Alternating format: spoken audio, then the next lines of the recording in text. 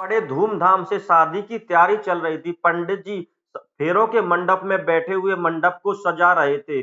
उधर लड़की अपने कमरे में सज संवर रही थी, तैयार हो रही थी। बारात जो है दरवाजे पर आ चुकी थी। लड़की वाले बारात का अच्छे से स्वागत कर रहे थे, सभी के साथ अच्छे से स्वागत सम्मान किया जा रहा था।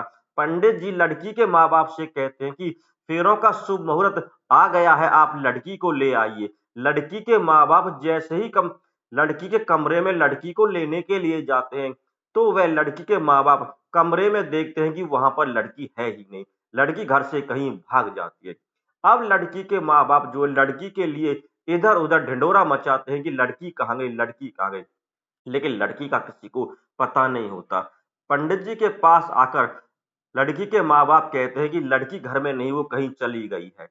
अब लड़की के इस फैसले से, इस कदम से लड़की के माँ बाप की इज्जत जो है मिट्टी में मिल जाती है, और दूसरी तरफ जो लड़का वाला बारात लेके आया था उसकी इज्जत भी तार तार हो जाती है और मिट्टी में मिल जाती है। लड़के लड़के वालों को बेचारों को बारात अपनी खाली हाथ वापस ले जानी पड़ती है।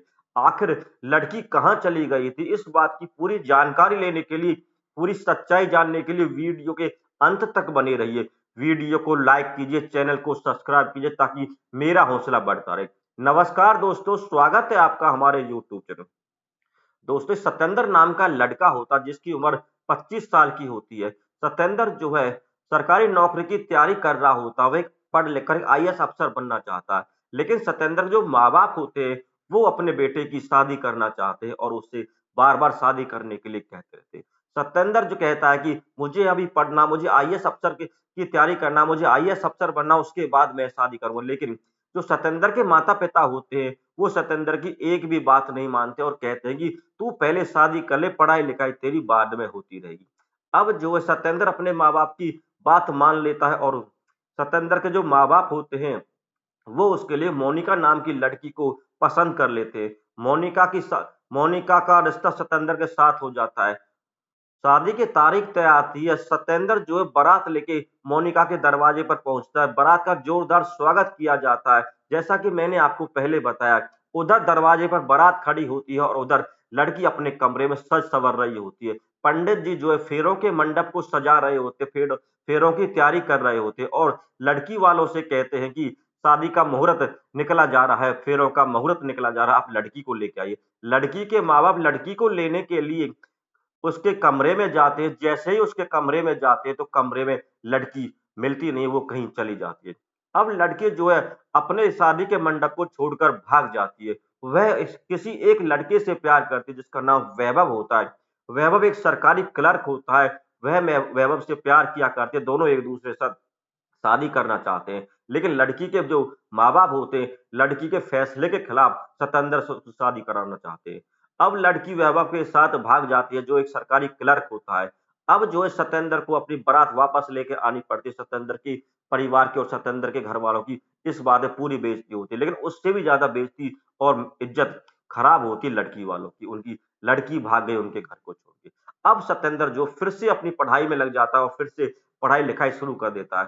सतेंद्र जो है कुछ ही दिनों में, कुछ ही सालों में उसकी आईएएस की जो पढ़ाई पूरी हो जाती है और वह जब फॉर्म भरता है तो पहले ही अटेम्प्ट में वो आईएएस अफसर बन जाता है। आईएएस अफसर बनने के बाद वह अपनी नौकरी अच्छे से कर लेता रहता है।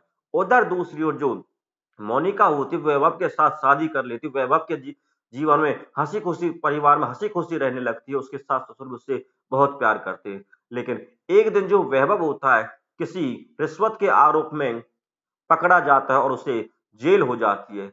अब जब उसे जेल हो जाती है तो इस बात का जो दोष जो वैभव के जो माता पिता होते हैं वो मोनिका को देते कि तेरे कारण हमारा बेटा इतना अच्छा नेक था, शरीफ था, तेरे कारण हमारा बेटा आज रिश्वत के आरोप में जेल में चला गया। तू हमारे घर में कलंक नहीं आई है, मनुष्य आई है। वो इस तरह मोनिका को गाली देते रहे। अब जो है कुछ दिनों के बाद जो वैभव की जो बेल करा दी जाती है, उसकी जमानत हो जाती है। जमानत होने के बाद वैभव अपने घर आ जाता है। अब वैभव को घर से निकलने में बहुत ही शर्म लगती है। वह घर से नहीं निकलता है। उसे शर्म लगती है कि लोग उससे बोलेंगे रिश्वतखोर जा रहा है, इसने बहुत रिश्वत लिए, बहुत बेईमान आदमी है। एक दिन जो वैभव अपने घर से निकल जाता है रात को, और रात को जब वो घर से निकल के घर को वापस आता है तो शराब पी के वापस आता है। शराब पी को जब वह आता है तो वो अपने घर नहीं आता, वो रेलवे ट्रैक पर चला जाता है और वहीं बैठकर वो और शराब पीने लगता है। बैठे-बैठे शराब पीता रहता है। अब उसे ये पता नहीं होता कि कौन सी पटरी पर ट्रेन आनी है, कौन सी पटरी पर ट्रेन नहीं आनी आनी है। वह उसी पटरी पर चला जाता है जहाँ से ट्रेन आ रही होती है। ट्रेन जो है वैभव के ऊपर चढ़ जाती है, वैभव जो ट्रेन के नीचे आ जाता है, वैभव की मौत हो जाती है। अब जब वैभव की मौत हो जाती है तो इस बात का जो सारा दोष वैभव के माता-पिता मोनिका पर देते हैं। वह कहती है, जब से ये कुलच्छनी उल्टा हमारे घर में आई है, हमारे घर में कुछ भी अच्छा अच्छा नहीं हो रहा है। ये हमारे बेटे को पहले तो रिश्वत के आरोप में जेल में डलवा देती है, अब हमारे बेटे को खा गई। वह इस तरह बुरा-भला मोनिका को बोलते रहते हैं और एक दिन जो है उसके सास-ससुर हद कर देते हैं। मोनिका को जो है घर से बाहर निकाल देते हैं। अब मोनिका बेचारी क्या करती, वह अपने माँ-बाप के घर तो जा नहीं सकती थी, क्योंकि वहाँ से वो पहले ही भाग के आई थी।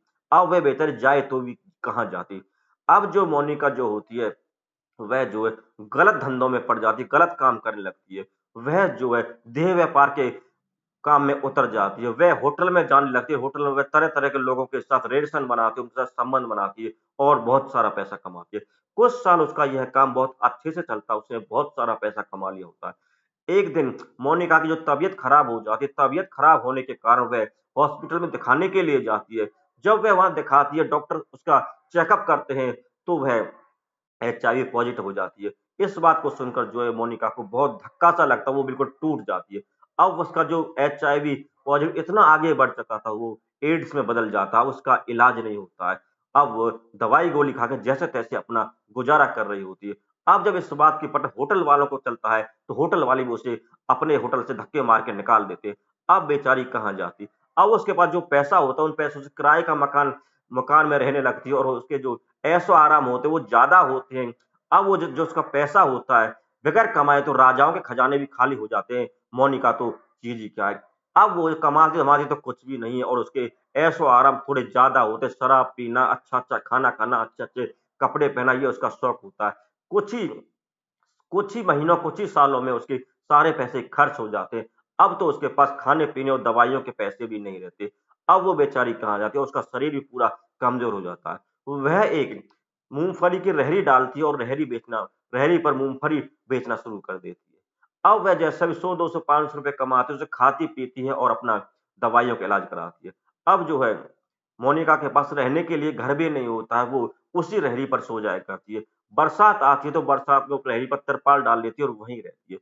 एक दिन जो है बरसात आ रही थी आ जाती है और वो रेहड़ी पर तिरपाल डाल के वहीं बैठ जाती है। उस दिन उसकी बिक्री नहीं होती है, बिक्री बहुत कम होती है और वह जो अप बरसात इतनी ज़्यादा आती है कि रातों सारी रात बारिश रहती है, वो तिरपाल डाल के उसी रेहड़ी पर लेट जाती है।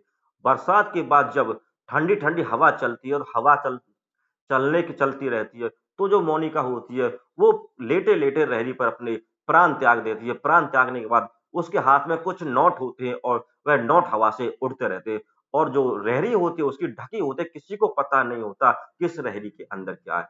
अब जैसे ही उसके नोट उड़ते हैं, तो राह पे चलने वाले, सड़कों पे चलने वाले लोगों को वह देखते हैं कि ये नोट कहाँ से आ रहे हैं। जब वह वहाँ आते हैं, तो वह देखते हैं कि एक लड़की पड़ी हुई है रेहड़ी पर, उसके हाथ से नोट उड़ रहे हैं। उसके करीब जाके और देखते हैं तो वह बताते हैं कि वह तो बिल्कुल मरी पड़ी है। अब वह वहाँ के वे लोग म्युनिसिपैलिटी को खबर करते हैं, म्युनिसिपैलिटी वाले लोग उस मोनिका की डेड बॉडी को वहाँ से ले जाते हैं, उसका अंतिम संस्कार कर देते हैं। एक बार जो है मोनिका जो होटल में पुलिस के रेड मारने से पकड़ जाती है। अब पुलिस वाले उससे कहते हैं कि तुम अपने घर वालों को बुला के लाओ तब हमसे छोड़ेंगे।